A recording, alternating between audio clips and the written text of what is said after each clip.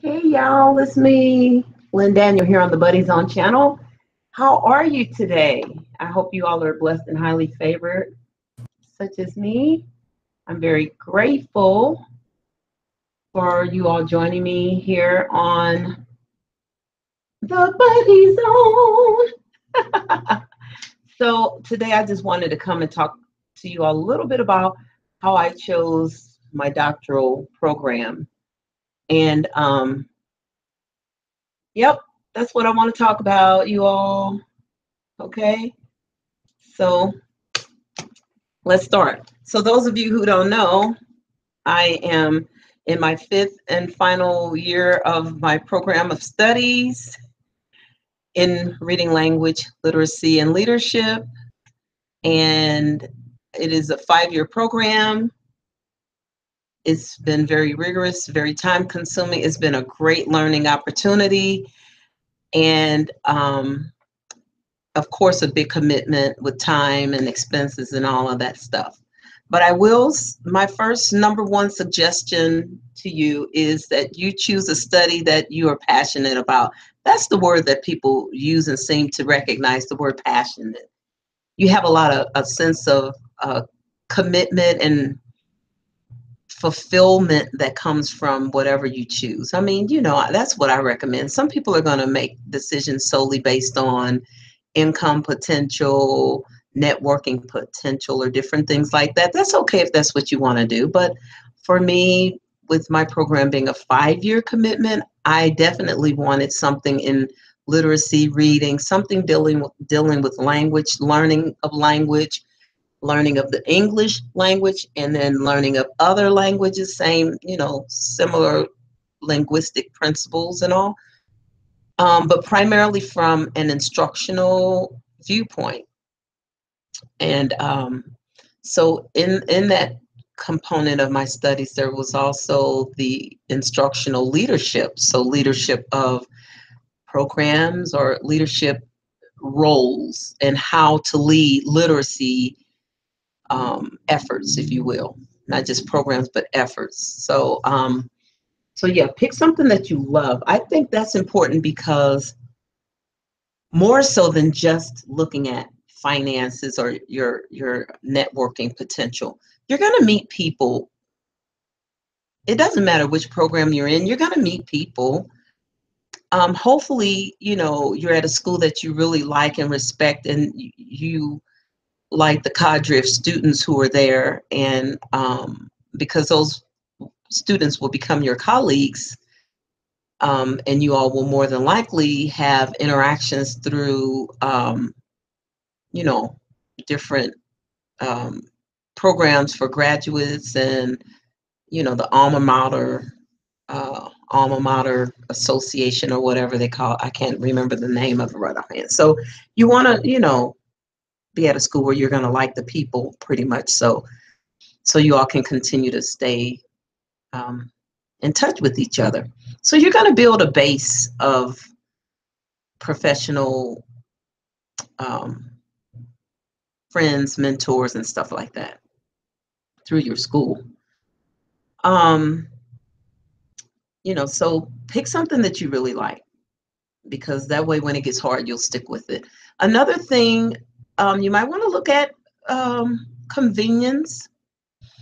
So it really depends on your definition of convenience, because you may choose a school that is online because that works best for you, or you may choose a school that is near your job because that works best. Or you may choose a school, a brick and mortar building that is located near your home because that works best. So you got to, consider those things, like which works best for you and your family situation, your commute time, your schedules with your family members and other commitments and responsibilities. So, I chose an online program because when I was looking at literacy and reading programs, the ones that I found were out of state, and I think only 2 of them. I can't remember if the one in California was offering an online component. I don't think they were, I think the one in Florida, the school in Florida that I found was offering an online program in literacy. But then I went with my school because of location and because of other factors. But location was one of the top factors that when I made my list, you make your pros and cons list for each school. And then for this particular school, location was a pro. So pick a school, pick a program of study based on your passion, your interests. Um, Look at convenience. You want to also consider cost. And I know you all have heard these things before, but it's funny that it's amazing how, like, the closer you get to making this decision, some of those things that you've heard earlier tend to get lost in translation, or they're gone. And so, you've probably heard all these before, but now it's time to sit down and make a pros and cons list for all of your schools. You can make a matrix, a little box, grids, put the schools at the top. Along the side, list, some of the features, or maybe, however you want to put it. And then under each school, you can subdivide the school column for each school into halves, pro, con.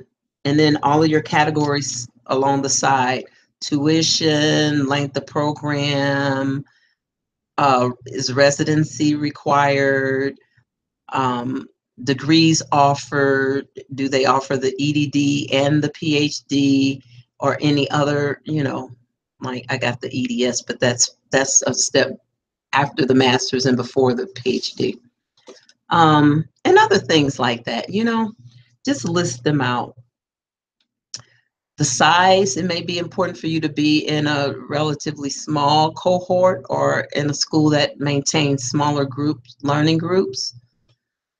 So you may want to consider size as one of the features that you're looking for your comparison. But compare your schools, because that way you will, when you make a choice, I think it's going to help you to feel more relieved and accepting of your school, because you pretty much selected your school based on criteria and not just one random criteria, if that makes sense. Let's see. My program is a 5-year program, and that was one of the hurdles that I had to overcome. So when I made my pros and cons list, and I looked at this program being 5 years instead of maybe 3 or 4, then I had to look at the advantages of a 5-year program. There are many advantages, because you really are drilling down, and you're drilling down and drilling wide in your content and the especially in your dissertation topic of study, and your research, and so many aspects of becoming a researcher that you learn and you get to use and drill down in your scope and sequence, so in your breadth of knowledge. And so for me, from the way that I learn, the 5-year allowed me to do that. Some people don't need 5 years because maybe they have a different way of learning, or maybe a faster way of learning, or maybe they just need a different type of approach to learning. So if you are familiar with your dominant learning traits and learning habits, that will help you too. So aside from making your pros and cons list, you can make your metacognition list, if you will. Metacognition is the way you think about learning and you process learning.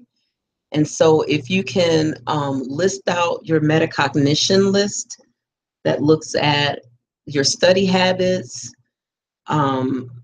your preferential formats for studying, You can look at time commitments for studying and those types of things. Modality of studying would probably fall under one of the first two I named.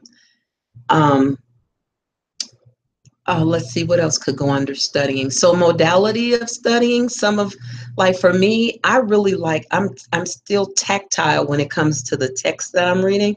I can read a text online, so I can pull up a document or look at a book on Kindle or whatever. But I still need that hard copy in my hand because I'm old school. I mean, that's my generation. So, and I'm old school. I still highlight, I still mark and annotate. So I'll read, mark, and annotate. And I like to do that on a hard copy, feel it in my hand, and really interact with it. And so I know that about myself. And so that helps me to format my study sessions um, in a way that worked for me. So initially, when I first started my program during my first year, I would do reading at every moment in time that I could, like on duty. Like if I was on duty, I would have my notebook or my binder or an article and a highlighter or a pencil, and I would be on duty surveying the students and reading, marking, and noting if I could note. Oftentimes I really couldn't note, but I could mark, asterisk, highlight, you know. Um, I found myself reading during lunchtime, or if not fully reading a text, writing questions about the text, like reading, you can read the abstract of an article or of a study, or you could read, if you're reading a research study, you could read the conclusion or the recommended um, things that they're recommending researchers to do after that particular study. You can read those sections and then jot down some questions, or you could just go in the text and highlight, look for questions and highlight the questions, search for question marks and highlight those questions and see if you can answer them after reading a portion or something. Anything. Here's what I was doing. I was trying to interact with the text as often as possible so that I could familiarize with myself with the text, with the vocabulary, with the concepts, ideas. And then that way, when it was really time to sit down and do an assignment or devise a plan for an assignment, then it could be done. Now, some of these things, I mean, some people may say, oh, this is overkill, nerdy, or whatever. You have to decide how you learn best. So I'm just kind of sharing with you all what, you know, once I chose my school, how I chose my school, and then once I chose my school, what I was doing. Another thing you can consider is word of mouth recommendations. So initially, I was, a lot of my colleagues had attended um, a doctorate program at a university that I was familiar with, but that university didn't offer the program of study that I was interested in. So even though the colleagues I talked to, why are you choosing this school? Why did you choose this school? What do you like about the school? What did you find difficult about it or you didn't like? At the end of the day, it didn't matter because it didn't offer the program of study that I needed. So I wasn't going to go there anyway. But it doesn't hurt to talk to other people about their schools so that you can get an idea in your mind about, how the schools are formatted, how they're organized, what kind of schedule they use, and just different frameworks of the different programs and all. It's also good, I think, to talk to someone who works or teaches there or who is involved there on the campus at any level, really. I mean, you know, a professor or someone who's a department head or maybe someone in the registrar's office, or even someone in HR who hires people on the campus. Just talk to someone there. If you can visit the school, just physically visit the school and check it out and get a sense of the vibe at the school, how the students look, what the culture of the school is. And if you can't do that, then try to get a sense of what that is online. If that's like, if you're doing an online school, before you sign up, before you register, before you pay your money, try to get a sense of what the school's culture is through talking to people, through researching. It's a lot of schools offer videos of their schools for programs that they have at their schools, different. Just go to YouTube or Google the name of the school and see what kind of videos pop up and view them and get a sense of what the culture is there. Always read the philosophy of the school. Like if it's a religious school, my school that I attend has a religious foundation. It's a religious school. They have their principles, their mission, their vision is biblically based, and that aligns. Even though it's not like the same denomination or whatever that I worship with, it still aligns with the Bible and biblical concepts and precepts. So that's why I respect the school for maintaining that culture of biblical culture. Okay. So yeah, I just wanted to come in and just kind of fill you all in on some things concerning how to choose a doctoral program. Many of you are considering um, in the teacher YouTube community, some of you are considering it. Some of my real life friends and colleagues are weighing their option. It's a big commitment, you all. So I'm not going to sugarcoat it. It's a big commitment. And if you're not doing something that you really love, it's going to be hard to push through, especially on this dissertation. So I'll come back if you want me to. Just leave a comment, and I'll make another video or a live stream about this. Hopefully, more of you can join me, and that way we can talk. I know it's a little odd. It's Saturday in the evening at 7:15 or so, and so many of you are probably out partying, and here I am at home talking to you about how to choose a doctoral program. So that just shows you that, see, I'm just really in the groove of, in a pattern of using my time to study. I take breaks, I know how to have fun when it's time to have fun. We had our little Christmas party last night. I enjoyed it. So, yeah. So when you get a chance, check out this video. Leave me a comment of if you all want to know any more about how to choose a doctoral program, or any more about the one that I'm in, dissertation writing, the process, and all of that.